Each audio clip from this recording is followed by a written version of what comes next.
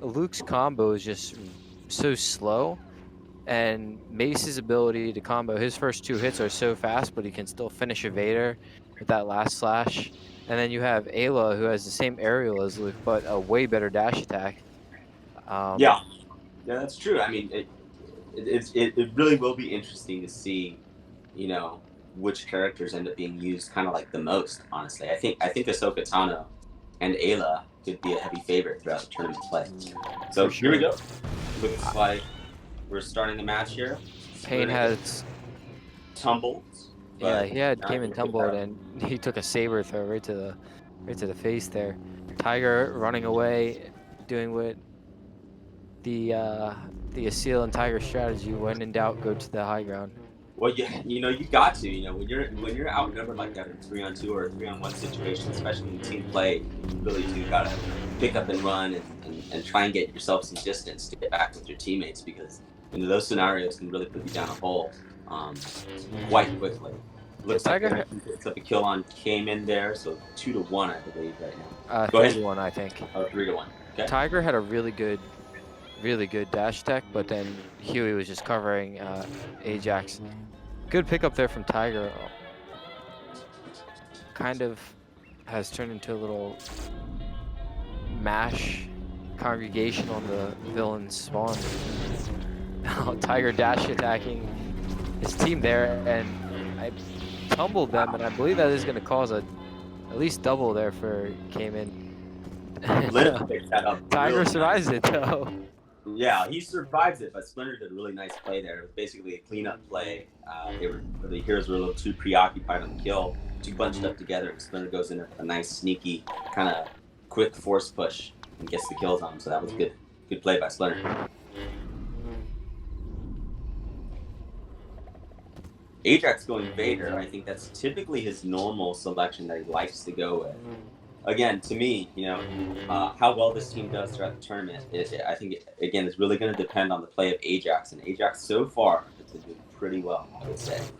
Yeah, and I don't think this team, this Tiger, Maul, I know they haven't ever scrimmaged together before, and Payne has brought out the Yoda. Yeah. Now, again, to the viewer who's watching this who might be new, for a Yoda to be brought out, it's actually not too bad in the sense that the Yoda has become a lot more viable. He's definitely his combos are better. Everything about Yoda is better. He has a saber throw now at this point, so Yoda is actually it's not a goofy choice to use in a competitive environment. Yeah, he has a one-hit aerial, and yeah, he's just upgraded. The dev team did a phenomenal job with the characters. Yeah. Looks like the villains are starting to get into a really good rhythm here. If you were the heroes, you probably want to maybe consider moving locations if you start getting 2-1 or 3-1, Oh, like that. But just as I say that, Kane and Tiger pick up a couple of quick kills and they're starting to even it out. They should be Tiger, able to pick up that kill on Ventress, and they do. Nicely done. Tiger probably should have died there. Huey was right above him, and I'm not sure why he didn't push him. Must have been out of stamina. Probably out of sound, yeah. So in this particular instance, all the heroes are, for the most part, grouped in the same building. Looks like Huey's going to try and open things up. If I were the villains, I'd come in with one of my teammates on the right-hand side and maybe open it up from there. Huey Oh, gets phenomenal. great. That was a phenomenal null by Huey. That Ventress area was excellent. He Ajax still, should be able to cover Huey here. He does. Nicely done. he still managed to pick up a kill off of that. Tiger played that relatively well, but it was just not enough with... I don't think Maul really knows how to counter a good Vader. Yeah, that was an It's easy hard. pickup It's hard. by Splinter right there. That's just all positioning and waiting for your opponent to do something that you know he's going to do. He uses the height to his advantage, so just a really nice textbook height maneuver play by Splinter. And you can tell that Maul has no clue what he's doing with with Ajax's Vader, because as soon as Ajax was float choking over, Maul should have been timing his push to try and catch him out of the air, Mm-hmm. and he just ate a choke as soon as he got over the bubble. Yeah, I mean, you got to think though. I mean, it's a tough transition for no force players to, just suddenly, use force basically when it's not an ability that they've really ever used for, it's just part of their culture. So Yeah, it takes some time to develop it's not their instinct and for sure. practice. Yeah, it has to become a natural instinct for you to use that force ability. Good push there from Tiger. Not bad positioning from Tiger. It's just that Ajax is super aggressive on that, and the heroes, they weren't really in a position to help too much there, so it kind of gets picked off. All of them get picked off simultaneously. So kind of what happened there was just kind of the villains took apart one hero at a time, and it slowly but surely came to a situation where it was a 3-on-2 and then a 3-on-1, and it just ended with all of them getting wiped out. Yeah, one thing, and I'm bad at this too. Okay, Tiger picks that up. Good save there by Maul, actually. Good push. He wasn't able to do anything about it. Payne just ate the Asajj aerial. He tried to push, and he took some damage there from it because she blocked it with her aerial block. But what I was saying is, I do this too, but it's a tendency for no forcers to rush in and try and think that they have time to finish a kill. And this is no force and inexperienced players. Speaking from experience from yesterday, I had thought I had time to go rush in and finish a kill, and I really didn't. I turned my back to my opponent. I'm like, oh, they won't be able to get to me in time, and you're dead as soon as you turn your back to them. And that's something Huey pointed out to me after the match. He's like, there's a couple times where you should have waited and maybe seen if you had that time that you thought you had and checked your back. So that's just something that inexperienced players, but especially no force players who know the combos really well. It's very much it's kind of it's like a cultural thing too. It's just when you view the force play as no forcer, it's just a different type of feel. It's a different game. It's a different play style. Absolutely. Just like Huey was trying to get a stylistic kill with the saber throw in the air, and didn't quite get there. So, I mean, to be honest with you, I mean, I don't necessarily know what the score is right now, but it does seem like the heroes are 22-12. Yeah, they're putting up a good fight, and it's not too deep of a hole, basically. I mean, you do want to hover around the 10 points of your heroes, just kind of traditionally speaking, even on a 3-on-3 kind of situation. So if they can keep it within 10, it's not too bad. Just as I say that, the score looks to be widening a little bit more and more. So Ajax is being very aggressive with that. I spawned in to check the score. I accidentally hit quit instead of respawn. Yeah, so I think the villains at this point are getting into quite a rhythm. So however the heroes, and this was a mistake we did, Josh, as well, when we were on heroes last night with our match. You got to move locations at some point in time if you're going to get really beat up like that. This area is not very favorable for the heroes. Yeah, I agree. Yeah, it is. You have to change scenery at some point in the match if things aren't working. Obviously, if things are working, great. Keep it. Oh, great choke there by Ajax. Maul Maul definitely didn't know that was coming. But yeah, if things aren't working, you got to change it up. Really impressed with that float, really quick sprint float choke by Ajax. It's a pretty advanced skill to do and pretty hard to do. So good on him. Again, Ajax is really, I think he's doing really well right now. Really nice. Mickey choke as well from Ajax on Payne. Nicely done. The whole team, very good. Maul didn't play that great. He spawned in, pushed, tumbled one, ran right past Splinter, and got pushed. I almost wish too, Josh, that the villains are all facing the heroes right now, pretty much. You kind of wish that they assign maybe one person to go in the hero's corner and do like a flank and just do that traditional kind of ramp, and then force push from the back. Maybe they get a couple of setup kills type deal. Yeah, I think they're kind of just. Well done, Tiger. Well done. And just as I say that, they wipe out the entire villains team. But before that, it feels as though the heroes are just kind of going with the flow type deal, and they're not necessarily thinking too much about the specifics of why things are happening a little bit. You know, Right. again, I'd be looking for a location swap. And we definitely fell into. I think it's just like in the heat of the moment, you're just like, oh, we gotta catch up. We gotta like, and you don't think It's about true. like those things. Yeah, you I've. got it. Go ahead. I was gonna say. I also feel like every time Tiger gets a kill, we should just yell LT Gray, just cause.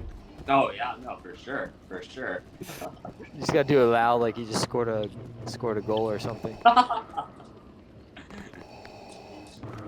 Oh, he just got backslashed out of the air there by Huey though. And again, like to me, it's not like the heroes are doing horrible. It's just that they're obviously they're getting outplayed here in this specific location. So that again, I feel like they gotta switch it up. All three of those heroes are probably gonna get knocked down.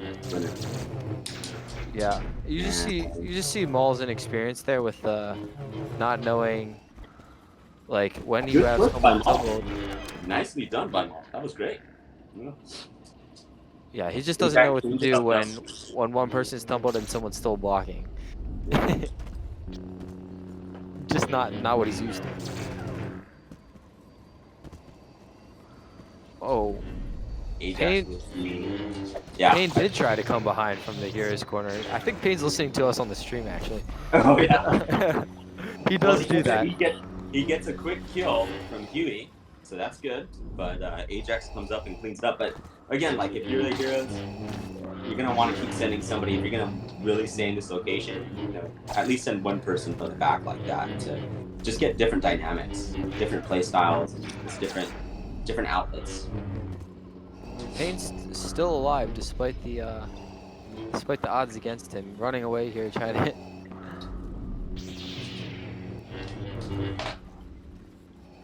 Getting pushed around. Still alive. Must have been out of stamina. Wasn't able, or maybe a block drop because he was looking right at Huey. I haven't really been speaking too much about Huey, but Huey is also playing this game very well as well. He's typically a very smart player, so he just kind of knows what plays to make throughout the game dynamics. And I wouldn't necessarily classify him in any specific sort of role, but he kind of can switch roles depending on what his team needs him to be. And it seems pretty clear that Huey knows for sure what his role is, and he's very adaptable. This team, I think he could switch it up at any point in time. Yeah, that is for sure. And speaking of that too, I think Splinter is very versatile too in his ability to switch roles. Right. He can play pretty supportive if he needs to. He does tend to prefer to be more of an aggressor, but he's very versatile and he can play both play styles really well too. So Yeah. it's a very, very, very good hybrid. Two very good hybrid players, and then you have Ajax, who's obviously a very talented Vader in his own. So I think very based good off team this- dynamic. Oh, I'm sorry. What was the score? 42-19. Yeah. Okay. The villains are starting to blow this out. That was Jasmine sneezing, by the way. So I mean, looking at this team composition, I'm pretty sure you're going to continue to have Ajax probably as your primary choker throughout. They might switch that up, but I just know I doubt it. Ajax he really likes the choking, and it might be a little too early to tell. But Interesting. I don't know. Maul is trying to get a flank here on Ajax. Really good split play from the heroes there. They have the villains in a really bad spot. I wonder if they can capitalize. Tumble, Ajax, well done. But Huey's the hardest man to kill in the game, so he's still managed to pick up. You can be pretty sneaky and very hard to kill, like you say, for sure. But Maul was able to pick that up. It was a nice setup kill, and he's able to pick that up. It becomes a trade, really. So at this point, if you're the heroes, you kind of want to just get as many kills as you possibly can before villains get to 50, because you know you're probably going to lose this round. So maybe if you pick up 5 or 6 more kills, it might boost your confidence a little bit, kind of get on a run. For sure. And that was almost a really good save by Maul. He was just a second too late with that push. Right. You can tell that, and this is the same way it was for us. They're just getting stuck in a lot of 1v1s, 2v2s, and like isolating one of their players, Yep. And yeah. as on the hero side, that is, and that's really not what you want in a 3v3. Yeah. They need to find that spacing where they're still in saving distance, but they're like also able to move around and get some good flanks and maybe put pressure on the villain side too. Yeah, and again, I think the biggest detriment that I've seen so far in this round is just that the location has stayed the same. If you're getting beat down, this hard in basically the jog roof area, then you're gonna want to try and use towers to your position, and use towers as your height, and just try and use that as an ally to help you out. That's basically really all you can do. Try and change the location a little bit. Yeah, I mean, they definitely have. I honestly expected a lot worse, just because they hadn't played together. Hmm. But they honestly have played a lot better than I thought they would. Yeah, For never have played together before. again, it's not necessarily a bad showing. It's just that they are getting outplayed here. And a lot of it is just positioning. A lot of it's just outthinking your opponent in terms of where you're maneuvering your character to be on the map. So the final score there was 50-21,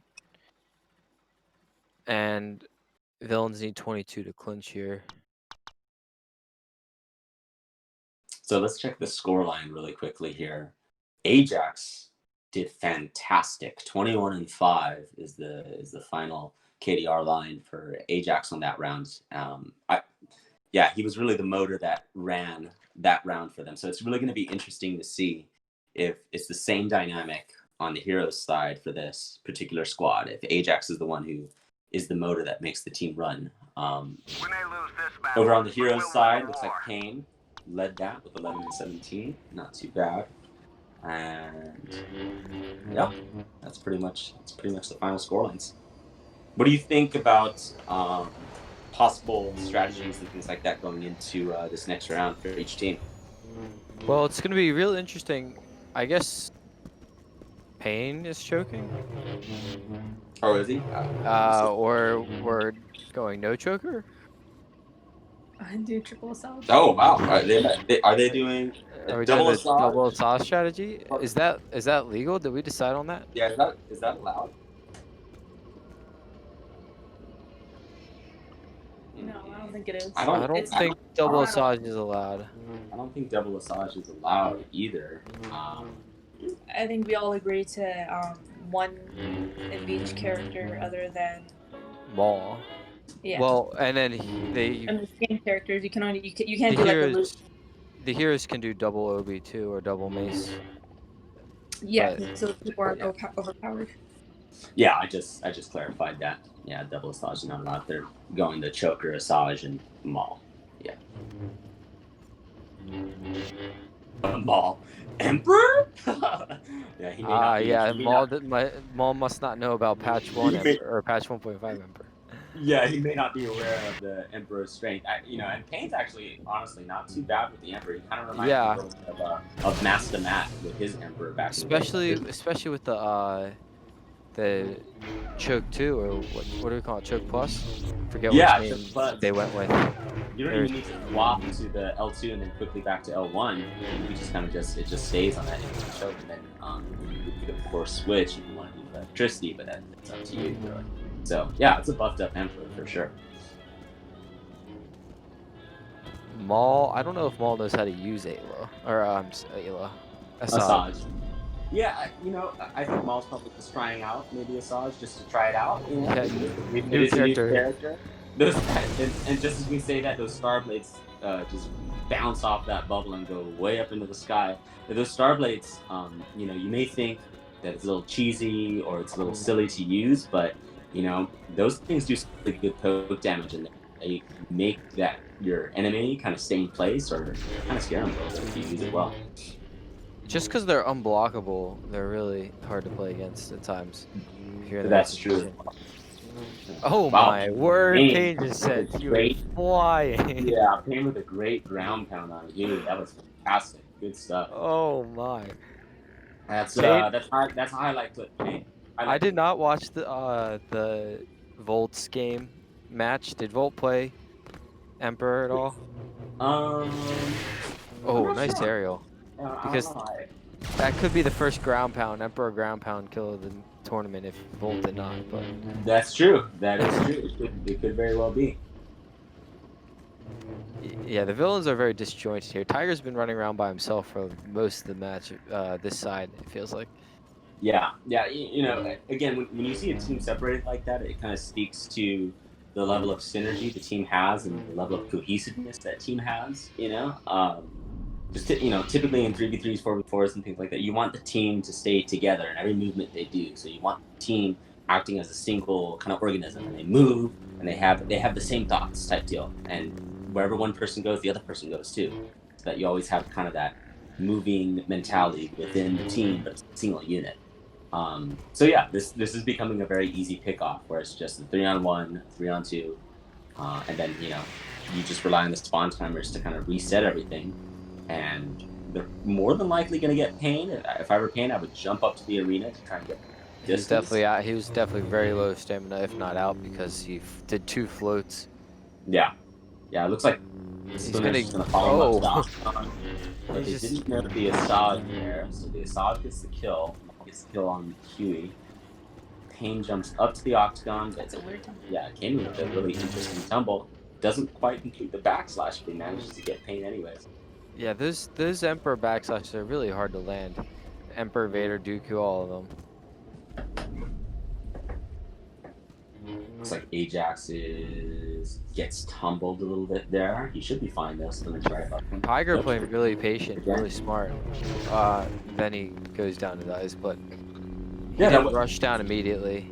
It wasn't a bad play by Tiger. I think in that particular instance, he was maybe trying to set up a teammate for a potential kill down the line. Well played, Pain. He got the. I mean, he didn't get the save, but he's gonna die. But he used the evaporator to block the push, so he didn't get pushed. I mean, that's the best thing he could have done there. He wasn't able to finish it, but it was really well played. Yeah, smart plays. Especially in the courtyard, you really want to use those evaporators. And really anywhere else in the map, if you see an evaporator, if you position yourself right, you use the evaporator to block any force pushes and things like that. But you do got to be careful because there are openings in the evaporator that can allow you to get pushed a little bit. So you got to be careful. They're not the most reliable of things. Yes, yeah, it's true. But for a quick, easy little, block type deal, if you're running out of stamina, not a bad maneuver at all. I'm gonna spawn in with R2 real quick. Go before. Yep, 12-4. Now, it's kind of been a trend, at least right now with these matches, that the team ends up just kind of completing the round regardless of whether or not it's a clinch. So I wonder if they're going to do that here. So we'll see. Yeah, I completely didn't realize that we didn't do it, and Volt and Vikings, I heard their match forgot to also, so. Yeah, I think it might be a thing where it's just, the bigger the teams are, the likely it is you're going to forget those types of things maybe, but... Alright, yeah. We got a choke switch here. Pain switching over to Asajj, and Maul is on the choke. Maul's going choke. Maul. And honestly, is Maul? Yeah, Maul's Vader.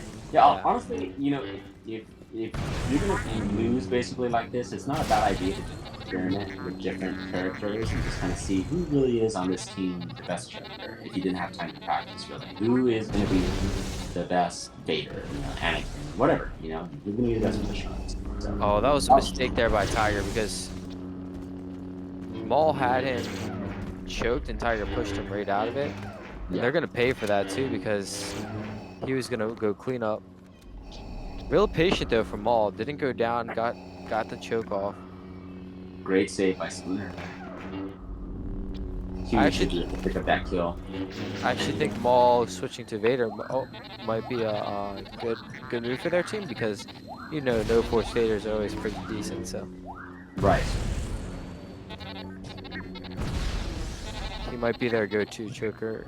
Pain's a good choker, but Tiger with the I think he kill on the Cantina there. That was nicely. I think his knowledge of the game will require him to play the pusher and be able to save and support Tiger or Maul if they're choking. Mm-hmm. Tiger takes some damage there, after I missed one hit.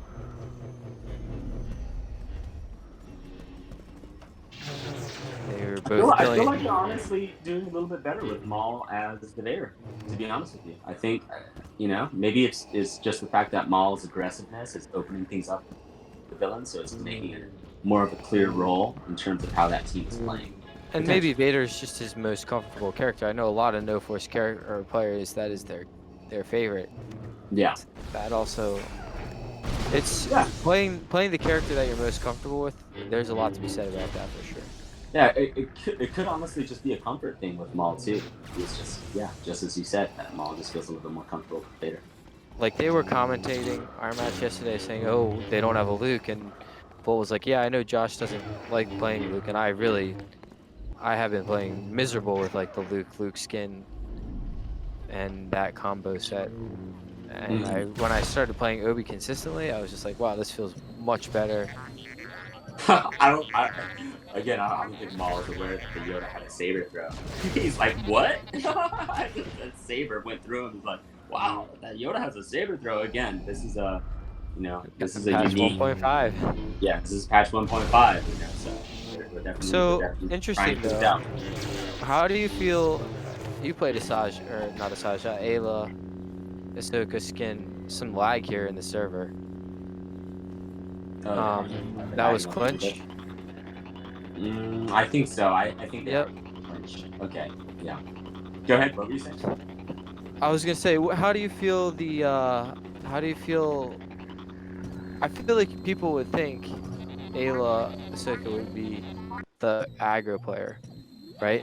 But I think that it's actually more suited to a defensive player without the center dash, because you can't just go in tanking everything now without the center dash block. Yeah. So I feel like it's more suited to a cleanup player or a defensive player like you, who needs a quick run in save combo. It's like Obi used to be that. Now I Yeah. feel like that's like the Alo role. It could be. It could very well be. I definitely